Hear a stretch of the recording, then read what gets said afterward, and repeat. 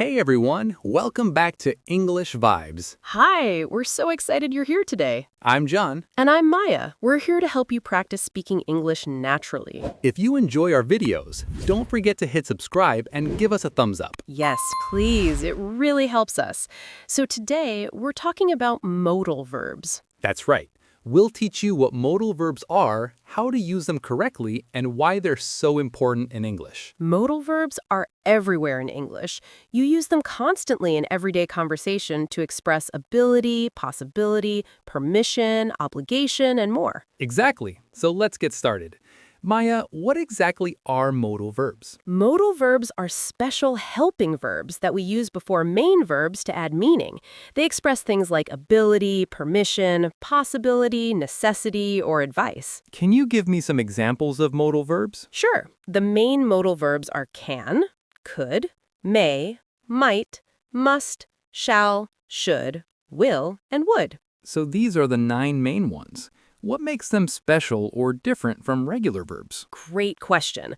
Modal verbs have unique grammar rules. First, they never change form. No S in third person, no ing, no ed. What do you mean? With regular verbs, you say he walks. You add an S.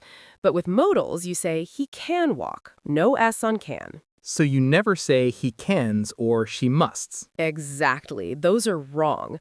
Modals stay the same for all subjects. I can, you can, he can, we can, they can. What's another special rule? Modal verbs are always followed by the base form of the verb, the infinitive without to.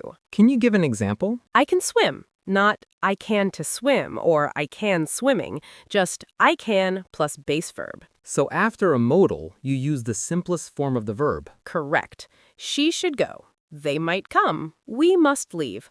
Always base form after the modal. What else is special about modal verbs? They don't use do, does, did in questions or negatives. You just invert the modal and subject. What do you mean by invert? Instead of do you can swim, which is wrong, you say can you swim? The modal comes first. And for negatives? You add not after the modal. I cannot swim, or she will not go, not I don't can swim. That's really different from regular verbs. Now let's talk about each modal verb individually. Let's start with can. What does can express? Can expresses ability, what you're able to do. I can speak English means I have the ability to speak English. Give me more examples. She can drive a car. They can play the piano. We can solve this problem. What about using can for permission? Good point. Can is also used informally to ask for or give permission.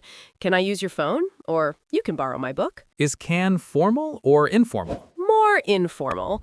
For formal situations, you'd use may for permission instead. Now let's talk about could. How is could different from can? Could is the past tense of can.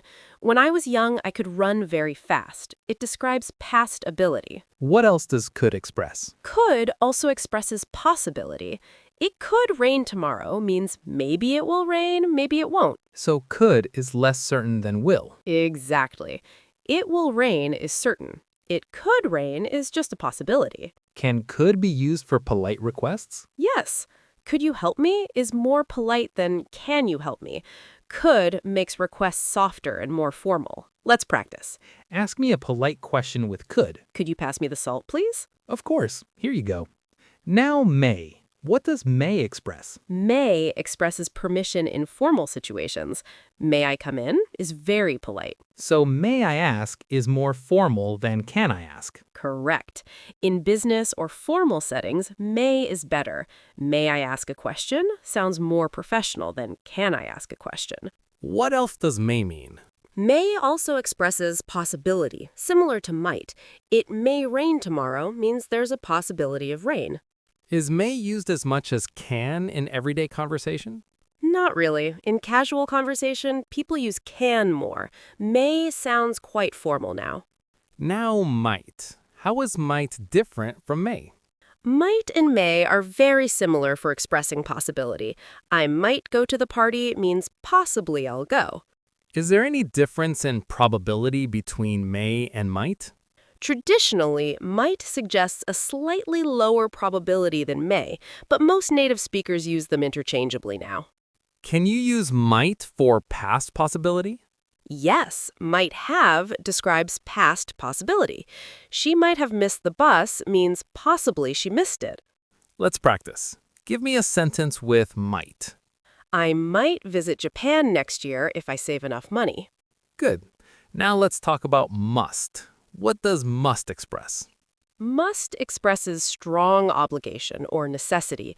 I must finish this project today means it's absolutely necessary. So must is stronger than should. Much stronger. Must means you have no choice. It's required. Should is just a recommendation. Can must express logical deduction? Yes, great question. He must be tired means I'm very certain he's tired based on evidence. It's a logical conclusion. Give me another example of logical deduction with must. She must be rich. She drives a Ferrari. You're concluding she's rich based on what you see. What's the negative of must? This is tricky. Must not or mustn't means prohibition. You're not allowed to do something. You mustn't smoke here means it's forbidden. But what if I want to say there's no obligation, like you don't have to? Then you can't use must. You say you don't have to or you needn't. You don't have to come means it's optional. So you mustn't come and you don't have to come mean completely different things? Completely different. You mustn't come means you're forbidden to come. You don't have to come means it's your choice. That's confusing. Now let's discuss should. What does should express? Should expresses advice, recommendation, or expectation. You should see a doctor is advice. Give me more examples. Students should study regularly. We should arrive on time. He should apologize. Are these all recommendations? Yes, should is softer than must.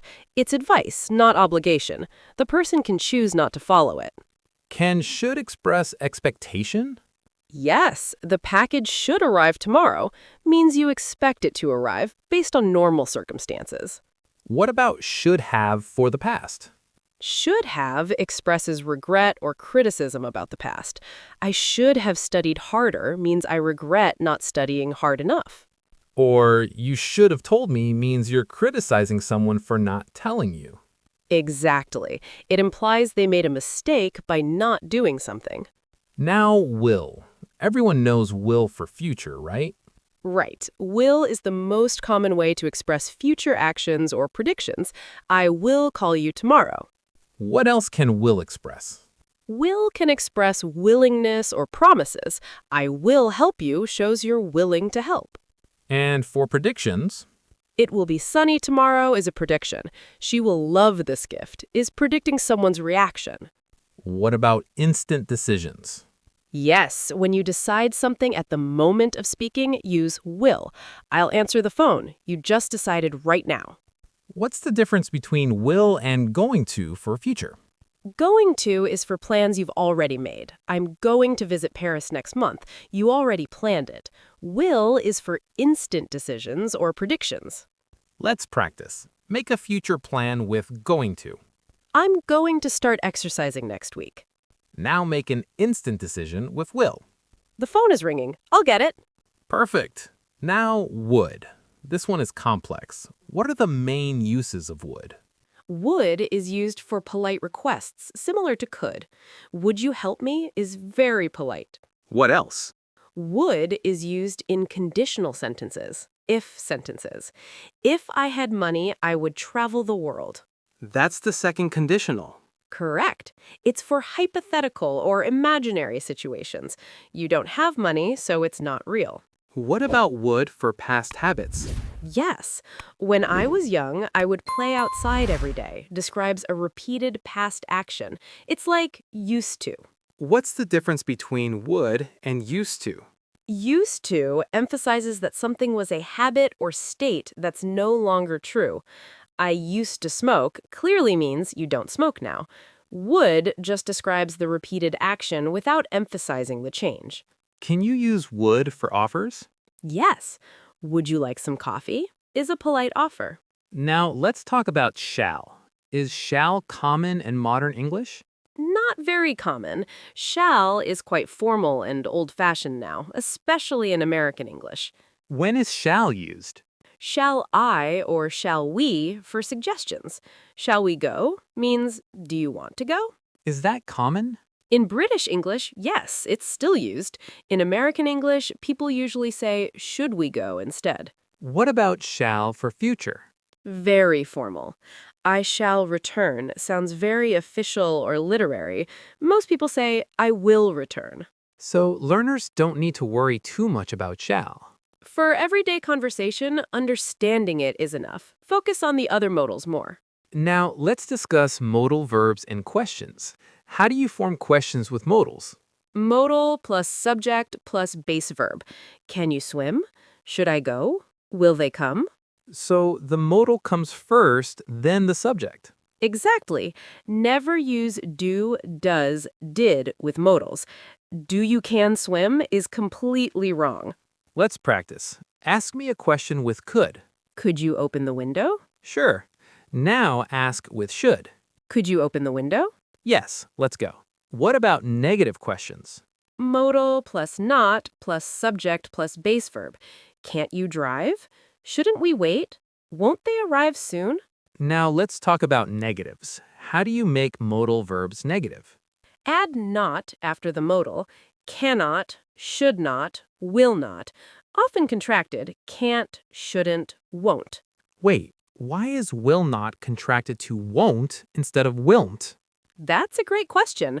Won't is irregular. It comes from Old English wool not, which became won't. English is weird. What about cannot? Why is it one word? Cannot is unique. It's written as one word. All other modals have two-word negatives. Could not, should not, must not. But you can also write can not as two words, right? You can, but cannot as one word is more common and considered standard. Let's practice negatives. Make a negative sentence with should. You shouldn't eat too much sugar. Now with might. I might not come to the party tonight. Now with must. You mustn't touch that. It's dangerous. Good. Now let's talk about combining modals. Can you use two modals together? No, this is a grammar rule. You can never put two modals together. What do you mean? You can't say, I will can go, or she might could come. Two modals together is always wrong. So what do you do if you need to express both ideas? Use a modal alternative. Instead of I will can go, say I will be able to go. Be able to replaces can. What are other modal alternatives?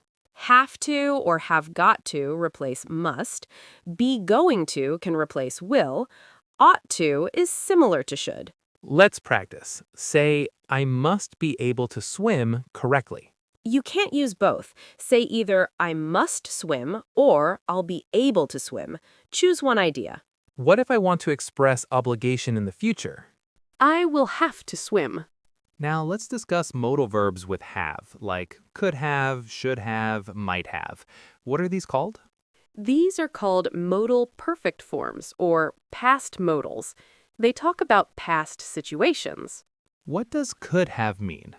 Could have plus past participle expresses past possibility or missed opportunity. I could have gone to the party means you had the possibility but didn't go. What about should have? We covered this earlier. Should have expresses regret or criticism. I should have called you means I regret not calling. And might have? Might have expresses past possibility. She might have missed her flight means possibly she missed it, you're not certain. What about must have? Must have expresses logical deduction about the past. He must have left already means you're very certain he left based on evidence. Let's practice. Make a sentence with would have.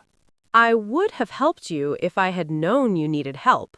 That's a third conditional sentence. Exactly. Would have is used in third conditional for hypothetical past situations. Now, let's discuss some common mistakes learners make with modals. What's the most common error? Adding to after the modal.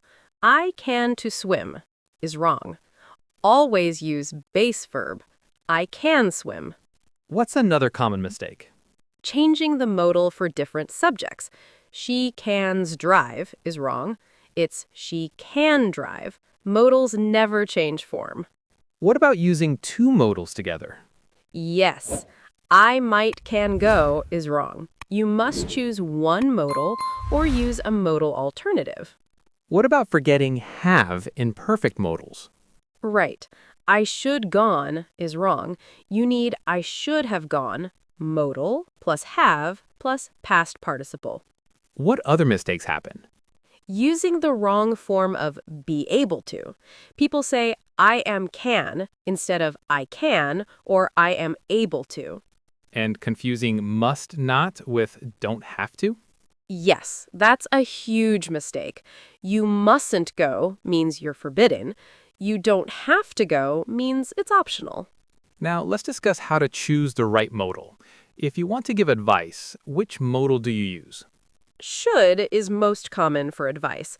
You should see a doctor. But ought to also works. You ought to see a doctor. If you want to talk about ability, which modal? Can for present ability. I can swim. Could for past ability. I could swim when I was 5. For permission. Can informal. Can I leave? May formal. May I leave? Could very polite. Could I leave? For obligation. Must for strong obligation. I must finish this. Have to is more common. I have to finish this. Should for weak obligation or advice. For possibility. Might, may, or could all express possibility. It might rain. It may rain. It could rain. All similar. For predictions. Will for predictions. It will rain tomorrow. Should for expectations. It should be ready soon. Now let's practice in real context. I'm at a restaurant. What modal verbs might I use? Can I see the menu for a request? I'll have the pasta, using will for a decision. Could I get some water for a polite request? What if I'm asking for permission? May I use the restroom? Formal. Or can I sit here? More casual. Now I'm at work. What modals would I use? I have to finish this report for obligation. Could you help me for a polite request? We should meet tomorrow for a suggestion. What about in a classroom? May I ask a question for permission? Can you repeat that for a request? You must submit homework by Friday for obligation. At home with family? More casual. Can you pass the salt? We should clean the house. I'll do the dishes. Now let's practice some common expressions with modals. What does I could eat a horse mean? It's an idiom meaning you're very hungry. Not literal. You wouldn't actually eat a horse. What about you must be joking? That means you find something hard to believe. You must be joking. That's impossible. We should get going. That means it's time to leave. We should get going or we'll be late. I wouldn't know. That means you don't have information about something. Where's John? I wouldn't know. I haven't seen him. That will do. That means something is sufficient or acceptable. Is this enough? Yes, that will do. Now, let's talk about differences between British and American English with modals. Are there any differences? Yes, shall is more common in British English. Americans rarely use it. What else? British people sometimes say, shall I?